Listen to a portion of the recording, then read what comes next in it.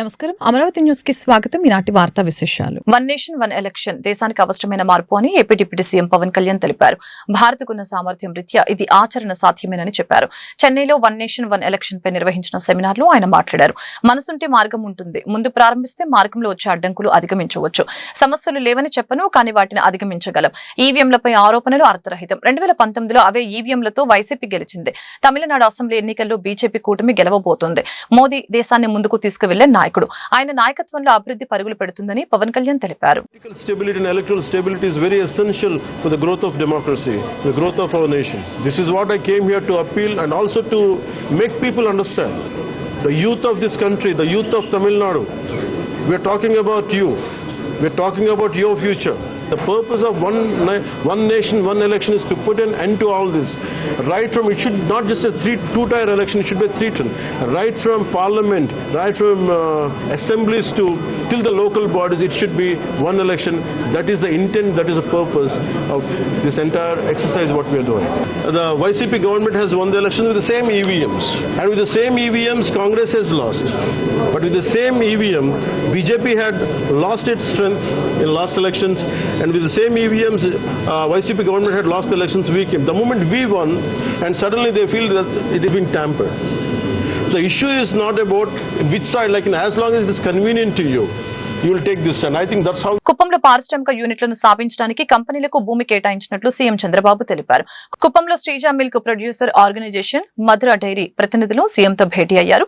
స్వర్ణాంధ్ర దార్శనికతకు అనుగుణంగా జీరో పేదరికాన్ని సాధించడానికి పెట్టుబడి ప్రణాళికలపై చర్చించామని చంద్రబాబు వెల్లడించారు. శ్రీజ మిల్క్ ప్రొడ్యూసర్ ఆర్గనైజేషన్ పశుగ్రాస ప్రాసెసింగ్ యూనిట్ ని, మదర్ డైరీ పండ్ల గుజ్జు ప్రాసెసింగ్ యూనిట్ ని ఏర్పాటు చేస్తుందని తెలిపారు. రైతుల ఆదాయం పెంచి గ్రామీణ ఆర్థిక వ్యవస్థ బలోపేతమే లక్ష్యమని సీఎం వెల్లడించారు. కోనసీమ జిల్లా మమ్మిడివరం మండలం కమిలిలంక వద్ద గోదావరిలో 8 మంది యువకులు గల్లంతయ్యారు. గంగవరం మండలం సురుళ్లంకలో శుభకార్యానికి వెళ్లిన యువకుల్లో 11 మంది స్నానం కోసం గోదావరి నదులు దిగారు. లోతైన ప్రాంతం కావడంతో 8 మంది గల్లంతు కాగా 3 సురక్షితంగా బయటకు వచ్చారు. గల్లంతైన వారిని కాకినాడ, రామచంద్రపురం, మండపేటకు చెందిన క్రాంతి, పాల్, సాయి, సతీష్, మహేష్, రాజేష్, రోహిత్, మహేష్ గా గుర్తించారు. వైఎస్ఆర్ జిల్లా పేరుని వైఎస్ఆర్ కడప జిల్లాగా పేరు మారుస్తూ ఏపీ ప్రభుత్వం జీవో జారీ చేసింది.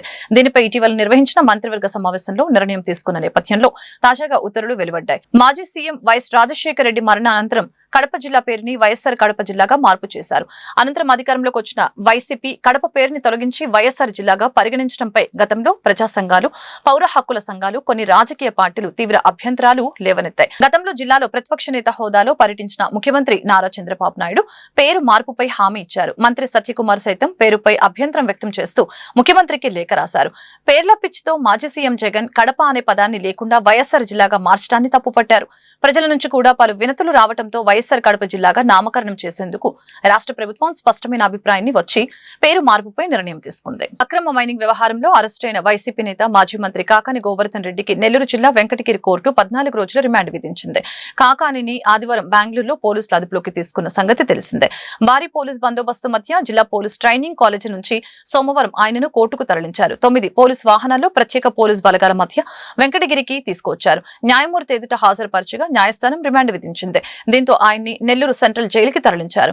క్వార్జ్ అక్రమ త్రవ్వకాలు, అక్రమ రవాణా, నిబంధనలకు విరుద్ధంగా పేలుడు పదార్థాల వినియోగం, అభ్యంతరం వ్యక్తం చేసిన గిరిజనులపై బెదిరింపులకి తెగబడటం తదితర అభియోగాలపై శ్రీ పొట్టి శ్రీరాములు నెల్లూరు జిల్లా పొదలకూరు పోలీస్ స్టేషన్లో నమోదైన కేసులో కాకాని 4వ నిందితుడిగా ఉన్నారు.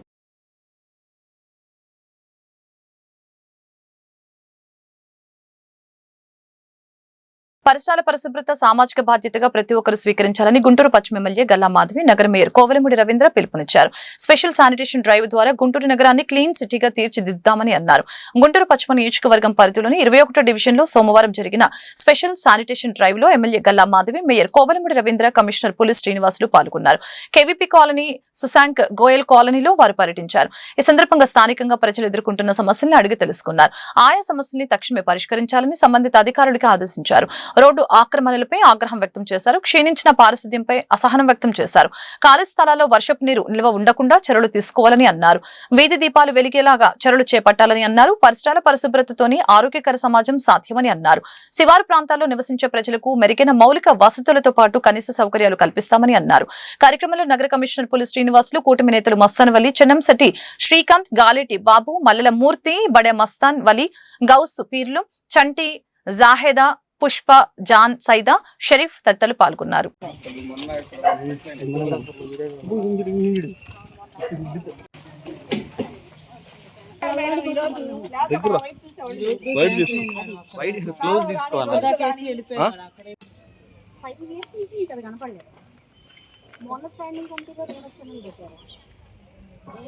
ఈ మేడం గారికి ఏం తెలియదు అంటున్నారు. ఎన్నిసార్లు చెప్పినా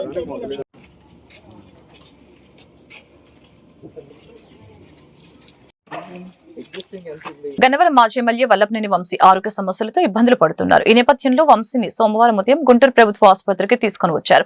ఆసుపత్రి వైద్యులు వంశీకి వైద్య పరీక్షలు నిర్వహించారు. వంశీ సతీమణి పంకజశ్రీ జీజేహెచ్ గేట్ వద్దనే పోలీసులు అడ్డుకున్నారు. వంశీని జీజేహెచ్ కు తరలించిన వెంటనే పోలీసులు ఆసుపత్రి ప్రధాన గేట్లను మూసివేశారు. ఈ నేపథ్యంలో ఆసుపత్రికి వచ్చే పేషెంట్స్ తీవ్ర ఇబ్బందులు ఎదుర్కొన్నారు.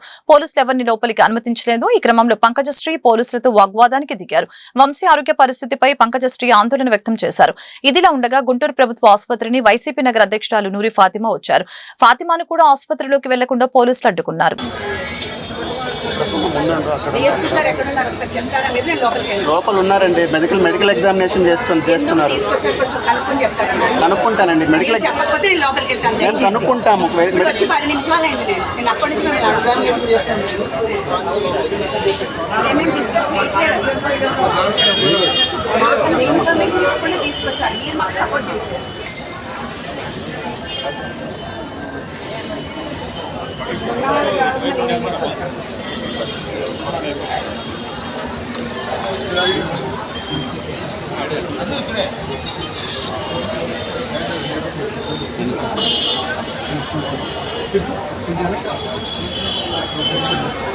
గుంటూరు మలినేని ఇంజనీరింగ్ కాలేజ్ లో బైట్ ఎక్సెన్ సంస్థతో 5 సంవత్సరాల భాగస్వామ్యం మరియు ప్రభావానికి సంబంధించిన కార్యక్రమం నిర్వహించడం జరిగింది.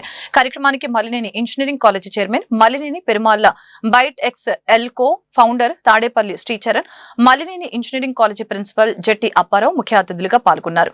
ఈ సందర్భంగా వారు మీడియాతో మాట్లాడారు. మా కాలేజ్ నుంచి ఇంతమంది ఉద్యోగాలకి సెలెక్ట్ అయ్యారంటే అది బైట్ ఎక్సెల్ ఇచ్చిన ట్రైనింగ్ కారణమేనని తెలియజేశారు. బైట్ ఎక్సెల్ ట్రైనింగ్ సంస్థ వలనే మా కాలేజీ అటానమస్ కాలేజీకి అప్గ్రేడ్ అయిందని ఈ సందర్భంగా తెలిపారు.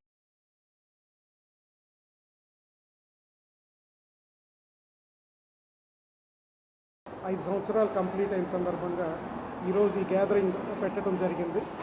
దాదాపు ఫైనల్ ఇయర్ రాబోయే స్టూడెంట్స్ ఒక 700 మంది, అలాగే బైటెక్సెల్ టీమ్ వారితోటి, బైటెక్సెల్ CEO మిస్టర్ చరణ్ గారితో, మా principals, directors, deans, HODs, placement department అందరూ కలిసి ఈరోజు ఈ 5 ఇయర్స్ అయిన సందర్భంగా ఈరోజు ఒక ప్రోగ్రాం పెట్టడం జరిగింది.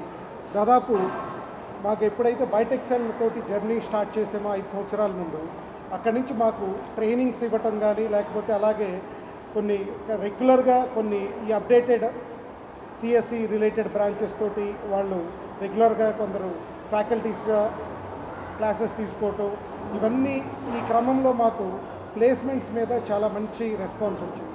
దాదాపు ఒక 3 సంవత్సరాల నుంచి మేము చూస్తే 3-4 సంవత్సరాల నుంచి 100-120 మంది స్టూడెంట్స్ తోటి, పాస్డ్ అవుట్ అయిన స్టూడెంట్స్ తోటి ప్లేస్ అయ్యి జరగటం జరిగింది. అలాగే లాస్ట్ ఇయర్ అలాగే 350-400 మంది స్టూడెంట్స్, ఫైనల్ ఇయర్ స్టూడెంట్స్ వివిధ కంపెనీల్లో ఇన్ఫోసిస్, క్యాప్జెమిని, కాగ్నిజెంట్, TCS, అలాగే మేజర్ షేర్ యాక్సెంచర్ ఇలాంటి కంపెనీస్ తోటి, విప్రో లాంటి MNCస్లో మా స్టూడెంట్స్ దాదాపు 300-400 మంది స్టూడెంట్స్ ఎవ్రీ ఇయర్ సెలెక్ట్ అవటం. అలాగే ఇయర్ కూడా ఫైనల్ ఇయర్స్ ఇంకా కొన్ని కంపెనీస్కి మేము ఆఫర్ లెటర్స్ ఎక్స్పెక్ట్ చేస్తున్నాము. సో నెక్స్ట్ కమింగ్ బ్యాచ్ కూడా రెడీ చేస్తున్నాము. ఇంత మంచి ప్లేస్మెంట్ సక్సెస్ అవడానికి మా కాలేజ్ గ్రోత్ కూడా దీని మీద ఎక్కువగా డిపెండ్ అయి ఉండేది. దాదాపు వివిధ కంపెనీల్లో ఈ రోజుకి 3,500 స్టూడెంట్స్ నుంచి 4,000 మంది స్టూడెంట్స్ సెలెక్ట్ అవటం, అలాగే బైటెక్సెల్ నుంచి ట్రైన్ అవటం, ఈ 5 సంవత్సరాల జర్నీలో మాకెంతో కాలేజ్ గ్రో అవటానికి ఒక నార్మల్ అఫిలియేటెడ్ ఇంజనీరింగ్ కాలేజ్ నుంచి ఈరోజు అటానమస్ ఉమెన్స్ ఇంజనీరింగ్ కాలేజ్ స్థాయికి మేము ఇంటేక్ కూడా దాదాపు 400 ఇంటేక్ తోటి స్టార్ట్ అయిన మేము 1200 ఇంటేక్ పర్ ఇయర్ తోటి మేము ఈ రోజుకి రీచ్ అయ్యాము. And I should once again thank all the ByteXL team and ByteXL CEO Mister Charan garu and all our team, Mallineni Lakshmaiah women's team అందరికీ I should thank everyone for this wonderful successful journey. Thank you very much. ఇదే రోజు యాక్చువల్గా partnership చేయడం జరిగింది Malineni women's కాలేజ్తో. అప్పటి నుంచి ఇప్పటికి మేము చూసుకుంటే మా బైటెక్సెల్ ఏదైతే ట్రాన్స్ఫర్మేషన్ కాలేజెస్కి చేయాలి అనుకున్నామో ఆ సక్సెస్ జర్నీలో ఈ కాలేజ్లో ఇన్ని సంవత్సరాలు పనిచేయడం అనేది మాకు చాలా అదృష్టకరమైన ఇది. అండ్ దీని గురించి చాలా హ్యాపీగా ఉన్నాం, సంతోషంగా ఉన్నాం. ఈ 5 ఏళ్ల కొలాబరేషన్ దీన్ని 10 ఏళ్ల కొలాబరేషన్ కింద చేయాలని అనుకుంటున్నాము. దీంట్లో చాలా ట్రాన్స్ఫర్మేషన్స్ చేయాలని కూడా అనుకుంటున్నాం. ఆ ట్రాన్స్ఫర్మేషన్కి కాలేజ్ నుంచి కూడా మాకు కావాల్సిన సపోర్టు ఇదంతా రావడం బాగా జరుగుతుంది. ఇంకా టెక్నికల్గా పిల్లల్ని ఎక్కువ స్కిల్ చేయాలని ప్లాన్ చేస్తున్నాం. డిఫరెంట్ మోడల్స్ ప్లాన్ చేస్తున్నాం. ఈ అన్ని మోడల్స్ వల్ల ఎక్కువ జాబ్లు వచ్చి స్టూడెంట్స్ ప్లేస్ అవ్వాలనేది ultimate agenda and goal for the. And thank you for Perumal garu మాకు ఈ ఆపర్చునిటీ ఇచ్చి ఇన్ని సంవత్సరాలు మాతో వర్క్ చేసి మమ్మల్ని కూడా ఎంకరేజ్ చేస్తున్నందుకు. మా ఫస్ట్ కాలేజ్ మల్లినేని కాలేజ్ మేము స్టార్ట్ చేసినప్పుడు ఇప్పుడు ఇంకొక 100 యూనివర్సిటీలు కాలేజీలతో కూడా మేము పనిచేస్తున్నాము. ప్రజా సమస్యని పరిష్కరించడమే తొలి ప్రాధాన్యతగా తీసుకుంటామని కేంద్ర గ్రామీణ అభివృద్ధి కమ్యూనికేషన్ శాఖల సహాయ మంత్రి డాక్టర్ పెమ్మసాని చంద్రశేఖర్ స్పష్టం చేశారు. ఆ దిశగా ప్రభుత్వ శాఖల అధికారులు జవాబుదారీతనంతో పనిచేసి ప్రభుత్వానికి మంచి పేరు తీసుకుని రావాలని సూచించారు. రాష్ట్ర ప్రభుత్వం అమలు చేసే సంక్షేమ కార్యక్రమాలని అర్హులైన వారందరికీ అందించాలని కోరారు. ప్రజా సమస్యల పరిష్కార వేదిక స్పందన కార్యక్రమం వలన బాధితులకి సత్వరమే న్యాయం జరిగేలాగా చూడాలని అన్నారు. గుంటూరు జిల్లా కలెక్టరేట్ ప్రాంగణంలోని SR శంకరన్ కాన్ఫరెన్స్ హాల్లో జరిగిన కలెక్టర్ గ్రీవెన్స్ లో కేంద్ర సహాయ మంత్రి పెమ్మసాని పాల్గొని బాధితుల వద్ద నుంచి విజ్ఞాపన పత్రాలు స్వీకరించారు. ఆయా సమస్యల్ని తక్షణమే పరిష్కరించాలని సంబంధిత అధికారుల్ని ఆదేశించారు. ఈ సందర్భంగా పెమ్మసాని చంద్రశేఖర్ స్వయంగా దివ్యాంగుల వద్దకు వెళ్లి విజ్ఞాపన పత్రాలు స్వీకరించారు. వారి సమస్యల్ని పరిష్కరిస్తామని భరోసా ఇచ్చారు. అలాగనే రెవెన్యూ శాఖ పరిధిలో తనకి జరిగిన అన్యాయాన్ని ఓ మహిళ మంత్రి దృష్టికి తీసుకుని వెళ్లారు. ఈ కార్యక్రమంలో incharge collector Bhargava Teja, DRO Kajavali, RDO Srinivasarao, ZP CEO Jyothi Basu తదితరులు పాల్గొన్నారు. కలెక్టర్ ఆఫీస్లో పెడతా ఉన్నారు. వీటన్నిటినీ సమస్యలు ఎంతవరకు గ్రీవెన్సెస్ ఎలా అడ్రస్ అవుతున్నాయి, రెస్పాన్స్ ఎలా ఉంది, ఎక్కడ డిలేస్ ఉన్నాయి అనేది ఒకసారి రివ్యూ చేద్దామని వచ్చాం. ఈరోజు చూస్తే చాలా వరకు ఎక్కువ ల్యాండ్ రిలేటెడ్ ఇష్యూస్ ఉన్నాయి. గత 5 సంవత్సరాలు కానీ అంతకుముందు కానీ అక్కడక్కడ ఇవన్నీ ఎక్కడికక్కడ ఆక్యుపేషన్స్ లేకపోతే కుటుంబాల మధ్య ఉన్నటువంటి గొడవలు కానీ చాలా ఉన్నాయి సమస్యలు. ఇవన్నీ కోర్టుల్లో తేలకపోవటం, అక్కడ డిలేలు ఉండటం, ఇవన్నీ పబ్లిక్ కొద్దిగా ఇబ్బందులుగా ఉన్నారు. వీళ్ళందరినీ 1 by 1 సాల్వ్ చేసే విధంగా టోటల్గా ఎన్ని ఉన్నాయి అంత అధికారులతో కూడా మాట్లాడాం. అసలు ఎన్ని వచ్చినాయి ఈ 1 yearలో, ఎంతవరకు సాల్వ్ అవుతున్నాయి, సాల్వ్ అవునటన్నిటినీ కూడా త్వరితగతిని సాల్వ్ చేసే విధంగా 100% అన్నీ చేస్తారని కాదు. ఎందుకంటే ఇక్కడికి వచ్చే అన్నీ చాలా సివిల్ ఇష్యూస్ ఉంటాయి. అన్నీ కూడా 100% చెప్పే అన్నీ కూడా 1 side స్టోరీలు కూడా కొన్ని ఉంటాయి. వాటిని కూడా దృష్టిలో పెట్టుకొని ఎన్ని వీలైతే అంత మ్యాక్సిమం సాల్వ్ చేసే విధంగా చేయమని అధికారులందరినీ ఆదేశించాం. అదేవిధంగా ఇది పబ్లిక్ అందరూ ఉన్నారు. ఈ రోజున ఇన్కన్వీనియన్స్ అవుతుందని ఎక్కువ రివ్యూ తీసుకోలేదు. ఇంకోసారి విడిగా వచ్చి అధికారులందరినీ ఇంకోసారి వాళ్ళ మాత్రమే కూర్చోబెట్టి మాట్లాడి ఈ పెండింగ్ ఇవన్నీ కూడా 1 by 1 వెళ్తాం. వెళ్ళి సాధ్యమైనంత వరకు పేద ప్రజలు, ఇక్కడికి వచ్చే వాళ్ళందరూ సామాన్య ప్రజలు, వాళ్ళకి సాధ్యమైనంత తక్కువ ఇబ్బంది ఉండే విధంగా, తక్కువ సార్లు ఇక్కడికి వచ్చే విధంగా, ఫాస్ట్గా ప్రాబ్లం సాల్వ్ అయ్యే విధంగా చేయటంలో భాగమే ఇలాంటి ఈరోజు సడన్ విజిట్. Thank you. వచ్చింది ఏంటంటే మేము కూడా చూస్తే మాకు అర్థం అవుతుంది ఎంతవరకు ఇబ్బందులు ఉన్నాయి అనేది. సో ఇప్పుడు నాకు కూడా ఒక రకమైనటువంటి అవగాహన వచ్చింది. అంటే మా ఆఫీస్కి కూడా వస్తారు 100 మంది, బట్ ఇక్కడ కొంచెం డిఫరెంట్గా ఉంది. ఇక్కడ అన్ని రకాల సమస్యలు ఉన్నాయి. ఇవి కూడా ఎట్లా చేయాలనేది ఒక యాక్షన్ ప్లాన్ చేసుకుంటాం. రైట్ ఉన్నాయి మొత్తం చేయాల్సినటువంటి అవసరం ఉంది. మేము కూడా ప్రజాప్రతినిధులు ప్రత్యేకంగా దృష్టి పెట్టి ఇప్పుడు అంతా డేటా అంతా వచ్చింది మనకి. ఎక్కడెక్కడ ఎవరు కంప్లైంట్ చేస్తున్నారు, ఏ ఆఫీసులో ఎన్ని కంప్లైంట్స్ పెండింగ్ ఉన్నాయి, ఏ నియోజకవర్గంలో ఎన్ని పెండింగ్ ఉన్నాయి అనేది మొత్తం డేటా ఉంది నా దగ్గర ఈ రోజున. రేపు మళ్ళీ ప్రత్యేకంగా అధికారులతో కూర్చొని ఎందుకు సాల్వ్ అవ్వట్లేదని డెడ్ లైన్ పెట్టి డెఫినెట్గా చేస్తామమ్మా. ఇప్పుడే every month or 2 months ఒకసారి కూర్చొని ఒకసారి మనం రివ్యూ చేస్తున్నాం అనగానే కదలికి వస్తుంది. రాజధాని జిల్లా గుంటూరులో ఆర్థిక పరమైన మోసాలు రోజురోజుకి పెరుగుతున్న నేపథ్యంలో ప్రజలు అప్రమత్తంగా ఉండాలని ఎస్పీ సతీష్ కుమార్ తెలిపారు. సివిల్ వివాదాల్లో పోలీసులు జోక్యం చేసుకోరని, న్యాయస్థానాల ద్వారానే బాధితులకి న్యాయం చేయాలని తెలిపారు. చట్ట పరిధిలో సత్వరమే న్యాయం అందించేలాగా పోలీస్ శాఖ పనిచేస్తుందని అన్నారు. ప్రజా సమస్యల పరిష్కార వేదిక స్పందన కార్యక్రమం సోమవారం గుంటూరు జిల్లా ఎస్పీ కార్యాలయంలో జరిగింది. ఈ సందర్భంగా జిల్లా నలుమూలల నుంచి వచ్చిన బాధితులు తమ సమస్యల్ని పరిష్కరించాలని కోరుతూ ఎస్పీకి విజ్ఞాపన పత్రాలు అందజేశారు. ఆయా సమస్యల్ని సకాలంలో పరిష్కరించాలని సంబంధిత పోలీసు సిబ్బందికి ఆయన ఆదేశాలు జారీ చేశారు. ఈ సందర్భంగా పలువురు బాధితులు తమ సమస్యల గురించి మీడియాకు వెల్లడించారు. నేను హైదరాబాద్లో జాబ్ చేస్తున్నాను. మాది స్వగ్రామం వచ్చి చల్లగుడిపాడు, గురిజాల మండలం, పల్నాడు డిస్టిక్ అండి. నాకు ఇది ప్రాపర్టీ ఆన్లైన్ ఆక్షన్లో కనబడింది. సో దాని ద్వారా నేను బిడ్ వేసి నేను ఆక్షన్లో పాడుకున్నానండి ప్రాపర్టీ. ఈ ప్రాపర్టీ పాడుకున్నాక నాకు వాళ్ళు 1/4 అమౌంట్ కట్టించుకొని ఫైనాన్స్ కంపెనీ వాళ్ళు, పెర్మల హౌసింగ్ ఫైనాన్స్ ప్రైవేట్ లిమిటెడ్ ఇది. అంతకుముందు దీని డిహెచ్ఎఫ్ఎల్గా ఉండేది, ఇది మర్జ్ అయిందనమాట పిహెచ్ఎఫ్, పెర్మల హౌసింగ్ ఫైనాన్స్ క్యాపిటల్ లిమిటెడ్లో.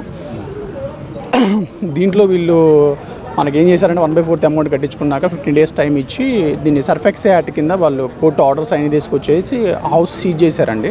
అక్టోబర్ మంత్లో 18-15 తారీఖు వీళ్ళు వెకేషన్ ఆర్డర్ కూడా ఇచ్చేసి అడిషనల్ కమిషనర్ ఉంటాడు కదా అడ్వకేట్, అతనితో ఎవిక్షన్ ఆర్డర్ అని ఇచ్చేసి కోర్టు ఆర్డర్ ద్వారానే దాన్ని సీజ్ చేశారు. ఫైనాన్స్ వాళ్ళు సీజ్ చేసి మనకి మార్చి 20వ తారీఖు మనం ఆక్షన్లో పాడుకొని హైయెస్ట్ బిడ్డర్గా అవ్వటం వల్ల మనకి అది రిజిస్ట్రేషన్ చేశారండి వాళ్ళు 1/4 అమౌంట్ కట్టించుకొని. తర్వాత 15 days టైంలో మొత్తం అమౌంట్ కట్టేశాక మనకి 16 ఏప్రిల్ ఇది రిజిస్ట్రేషన్ అయిందండి గుంటూరు SRO ఆఫీస్లో, రిజిస్ట్రేషన్ ఆఫీస్లో. ప్రాపర్టీ వచ్చేసి సంపత్ నగర్ అండి, సంపత్ నగర్ ప్రాపర్టీ ఇది. కరెక్ట్గా అప్పడాల కంపెనీ ఆపోజిట్ లైన్లో 5వ రోడ్లో వస్తుందండి ఇది. ఇది వచ్చేసి ఇండివిజువల్ హౌస్ అండి, రేకులు షెడ్. ఇది 150 గజాలండి. ఇది 32,52,000 పెట్టుకున్నానండి నేను ఆక్షన్లో.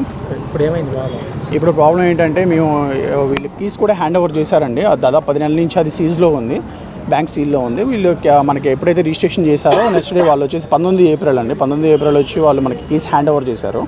వన్స్ కీస్ హ్యాండ్ ఓవర్ చేశాక ఏం జరిగిందంటే నెక్స్ట్ డే నుంచి ఎవరైతే అంతకుముందు పాత ఓనర్ ఉన్నాడో, ఎవరైతే మనకి లోన్ పెట్టుకొని అతను 2018లో లోన్ పెట్టుకొని అతను కట్టలేకపోతే ఈ అమౌంట్ ఇవన్నీ 2-3 సంవత్సరాల నుంచి కట్టలేకపోతే వాళ్ళు ఏం చేశారంటే కోర్టు ఆర్డర్ సర్ఫెక్స్ యాక్ట్ ద్వారా వాళ్ళు ఆక్షన్ ఇవన్నీ కండక్ట్ చేశారు. సో వాళ్ళు ఏం చేశారంటే పాత ఓనర్ ఇప్పుడు వచ్చేసి దౌర్జన్యంగా ఇంట్లోకి తాళాలు పగలగొట్టి ఇంట్లోకి వచ్చేసి మాది ఇల్లు అని చెప్పేసి బుద్ధులు తిడితే SC ST కేసులు పెడతాం మీ మీద అని చెప్పేసి అంటున్నాడండి. ఆ పాత ఓనర్ ఏమో వచ్చేసి ట్రాఫిక్ కానిస్టేబుల్ అండి. అది డిపార్ట్మెంట్ అవ్వడం వల్ల బాగా కింద లెవెల్లో నుంచి సపోర్ట్ మాకేమీ లేట్లేదు. దాదాపు నెల నుంచి తిరుగుతున్నామండి. చూసుకునే కొన్నామండి. అదే యాక్చువల్లీ మనకి ఆక్షన్ ద్వారా కొన్నాం కాబట్టి మనం తీసుకున్నాం అనమాట. సో ఇప్పుడు వాళ్ళ దగ్గర డాక్యుమెంట్స్ ఏమీ లేవండి ప్రజెంట్. స్టే కానీ కోర్టు స్టే కానీ అంటే ఏం లేవు. అందుకని మనకి రిజిస్ట్రేషన్ చేశారు. అతని మీద PS కంప్లైంట్ పెట్టాము లాలాపేట పోలీస్ స్టేషన్లో. CA గారు పిలిపించి అడిగినా కానీ అతను మీరు ఏదైనా చేసుకొని అయితే ఖాళీ చేయనని చెప్తున్నాడు. సో ఇప్పుడు మాకు రెస్పెక్టివ్ కావాల్సింది ఏంటంటే అతను ట్రాఫిక్ కానిస్టేబుల్ ఏసేపు గంటేలండి అతని పేరు.